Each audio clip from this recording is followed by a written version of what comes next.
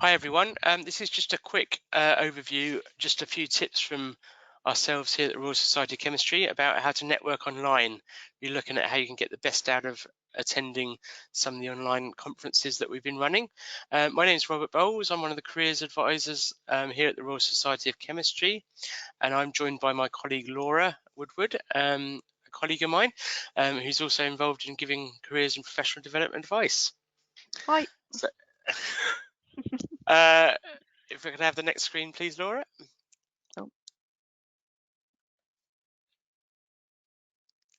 So, yeah, we're just going to talk through, it's only going to be a short session, just about why you should be thinking about networking, the benefits of it. And then we've just got a few hints and tips to kind of help you make the most of the opportunities that online networking offers, particularly on the platform that the Royal Society of Chemistry uses for our online events. Next slide, please, Laura. So we thought we'd start off with this really. This is something that we hear a lot from people that maybe struggle with networking. They see it as something that they find hard to do. They find it challenging. They don't enjoy it. Laura, have you heard some of these? Do these look familiar to you? Only Yep. pretentious people network. It's just small talk. I haven't got time for that. I've got nothing to say. Everyone could be more knowledgeable than me. Asking for things is embarrassing. So these are all things that we've certainly heard from people. There all might be things that have occurred to you as you start to think about whether you want to network or not. They might be the things that fill you with dread ahead of the opportunity to network. But actually, a lot of people kind of obviously think this as well. So here's a few ways for you to kind of approach it that maybe is a bit more positive. Next slide, please. So the reality is that everyone does it. You're doing it all the time, whether you call it networking or not. You're always talking to colleagues, family, friends. You're always getting to know people, meeting them, talking about what you have in common. In a career context, it's very much about raising your profile. So it's important that you do make time for it, and it can then really lead to some real kind of career benefits afterwards. And again, we'll focus on those in a bit. I think, Laura, we definitely agree that lack of confidence is the biggest barrier to networking. Absolutely. What are your thoughts on that? Is that something you've come across a lot? Absolutely. And I think we've kind of made this point already, is actually most people feel that way about networking. So actually kind of everyone's in the same boat of, oh, I don't know what to say, or I haven't got anything useful to say. But actually, just go for it. Just start having a conversation with someone and don't kind of feel that pressure of, oh, I need to be, really, really have something really interesting to say, or I'm afraid to ask them of something. Everybody's going to be sort of feeling that anxiety. So just go for it. And the more you do it and the better the more you practice at it, the better and more confident that you'll become at it for sure.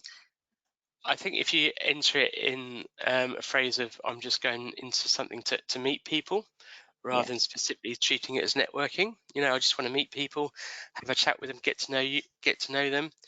If you go to it in that point of view, and then the kind of networking and the career aspect to it, the professional aspect of it, that would actually happen naturally. But I think if you go into it open-minded rather than seeing it as just meeting people and chatting people, rather than as something different or discrete from that, Mm. I think it becomes a lot easier for people to engage with and do. If we can have the next slide, please, Laura.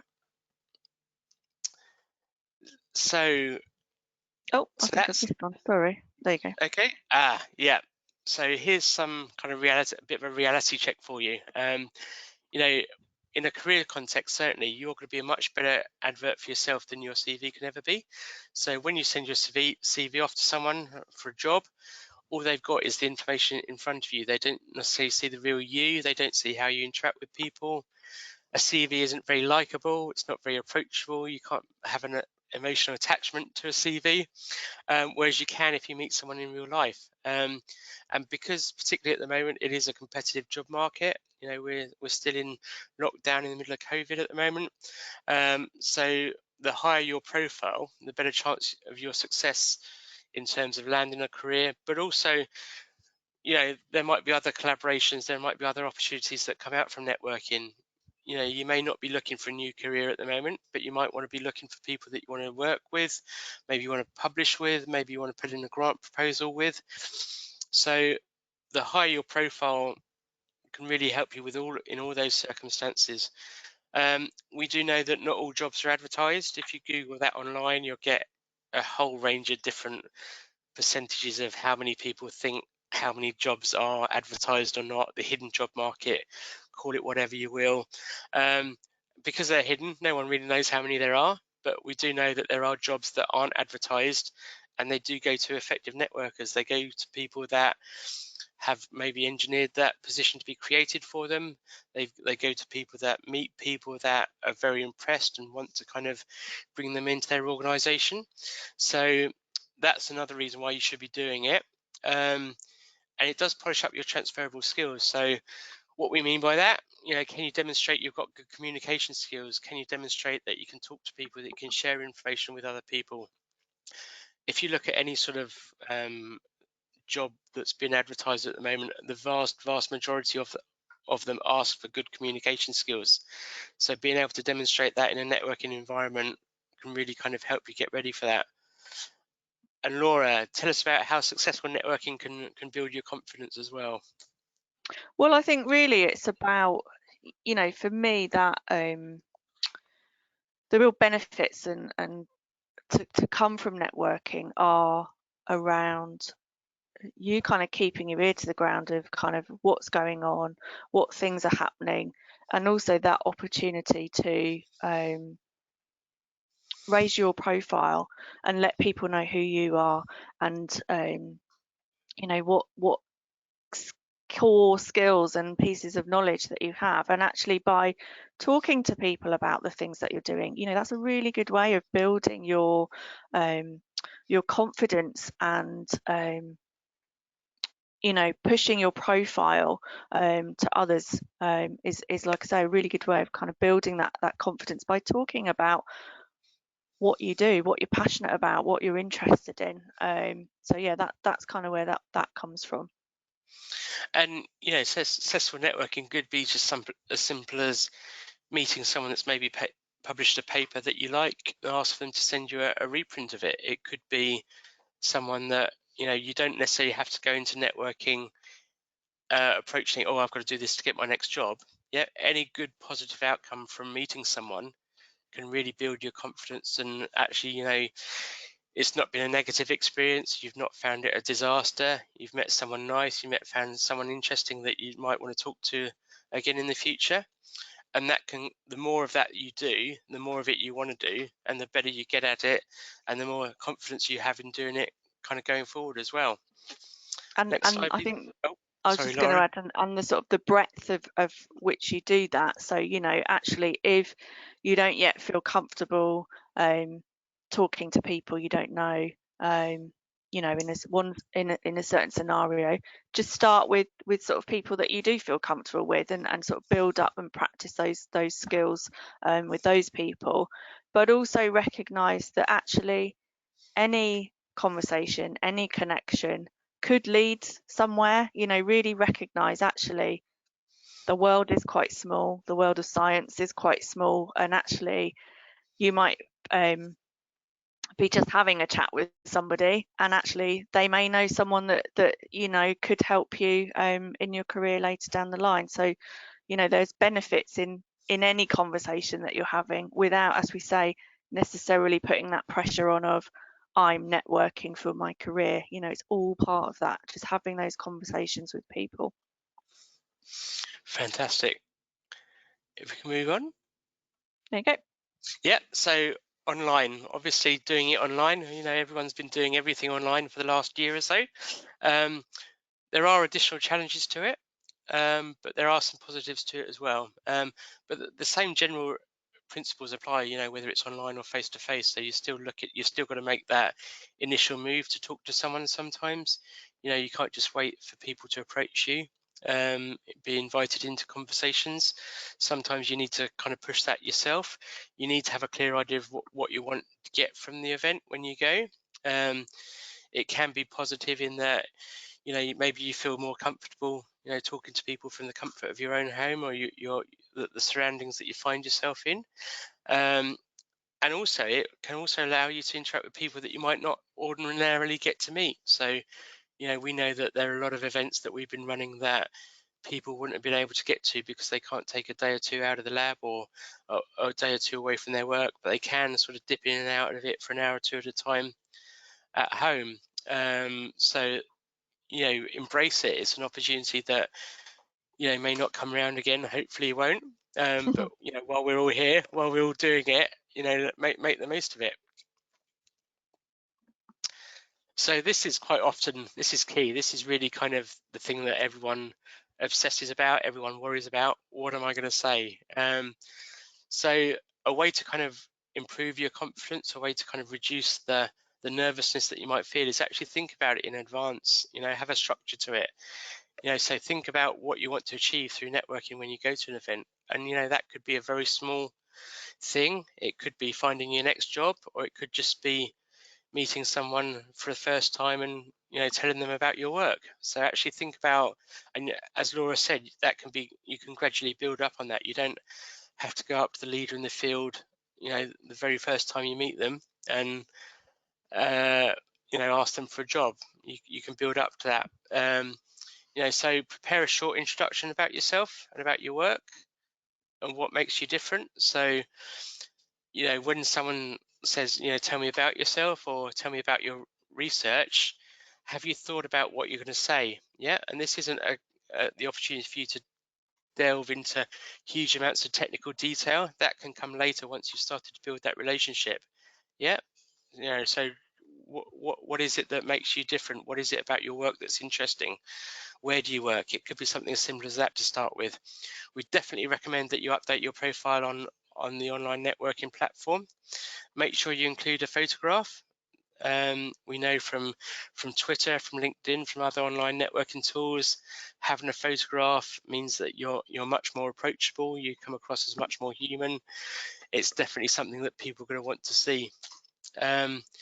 Think about listening rather than just talking. Also important. When you're very nervous, there's the incentive just to keep talking, feel the silence.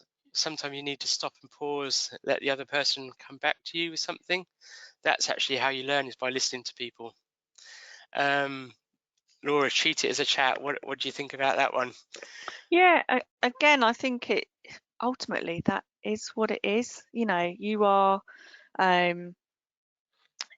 engaging in a conversation with someone, and like you said, actually those initial first conversations are perhaps just getting to know a little bit about each other and seeing where that leads. So, and by treating it as a chat, it does take that pressure off. You might ultimately have an ultimate goal of where you want that connection to go with that individual, but I think always start it as do you know what, I'm just getting to know this person, and also I want them to get to know me as well. So very much kind of treat it as a, networking is a sort of a formal process to some extent, but I think the more informal you can be, and that's not to say you're not still being professional, but yeah, take that pressure away from yourself. You're actually ultimately just getting to know each other. And so that really kind of leads on to, you can ask open questions, be positive about things. That can then lead into the kind of offer to help and support others. And actually, that's quite often what networking is. You're looking for areas of common ground. You're looking for ways that you can help and support each other. That's what can then kind of lead on and build the relationship further. You've then got something that you want to talk about in more detail that you can use to set up the second meeting, to kind of take that relationship further. Laura, if we can move on to the next one, please. So yeah, some real kind of tips and advice for you. Before you attend, let everyone know that you're coming. Tweet about it if you're on Twitter. Post about it on LinkedIn. Look at the delegate list. It says on arrival, but even before that, as soon as that's available to you, actually have a checklist. Who do you want to make contact with? Why? The platform that the RSC uses does allow you to send individual messages to other delegates. So make sure that you kind of make use of that. And again, think in advance what that message might contain. What is it that you want to talk to them about? People respond much better to something specific rather than just, oh, hi there. You can set up a networking room. So again, there you're creating a space for that networking to happen. You can either invite people in to join you. You can make that public or private. So again, that's a tool that is available for you to use as you see fit or as you are comfortable with. You might want to set up a networking room for your poster, for example. So there's somewhere specific for them to kind of come and chat to you about your poster. And the networking rooms aren't recorded, so it is private. Obviously, we'd encourage you always to be professional, but don't necessarily worry that whatever you say is going to come back and haunt you. And if we can just have the next slide, please, Laura. I think it's me now. Yeah, I think it is. Over to you. So that's fine. I'm going to just delve into a little bit more detail on using the platform, so you can kind of see it before you join in the conferences. It's very easy to use, having done a number of conferences now. But there's a few things, I guess, just to be aware of. As Rob said, absolutely do put a photograph on your profile, because it does make you more real.